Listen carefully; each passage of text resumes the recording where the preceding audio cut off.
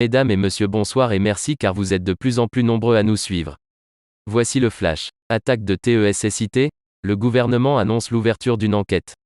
Mais avant de commencer, n'oubliez pas de vous abonner et d'activer la cloche de notification pour rester à la une de nos informations. On commence.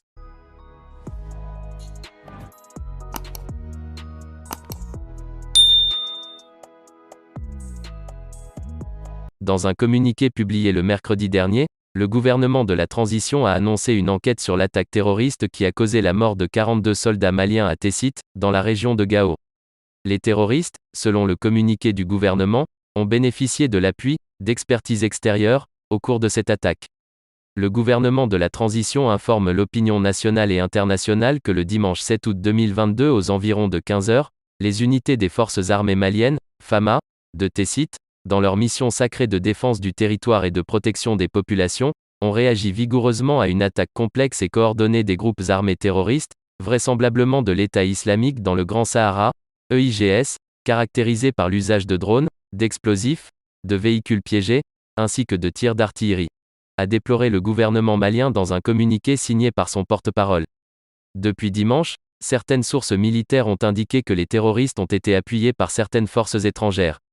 L'information a été confirmée par le gouvernement de la transition.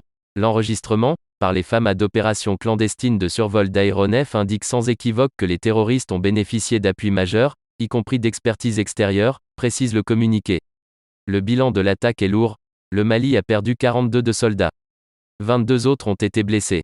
Du côté ennemi, précise le gouvernement, 37 terroristes neutralisés et des équipements ont été abandonnés par les assaillants dans les environs de Tessit ainsi que 02 véhicules contenant du matériel et leurs occupants détruits par des frappes aériennes dans une forêt à 5 km au sud de la localité. Après avoir condamné énergiquement cette attaque, le gouvernement a annoncé une enquête.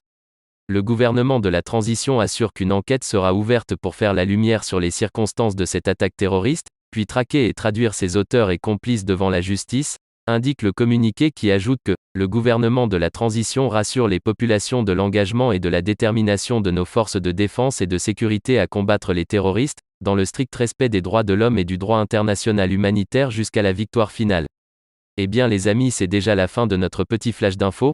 Mettez-nous un pouce bleu si le contenu vous a plu et à bientôt pour de nouvelles informations.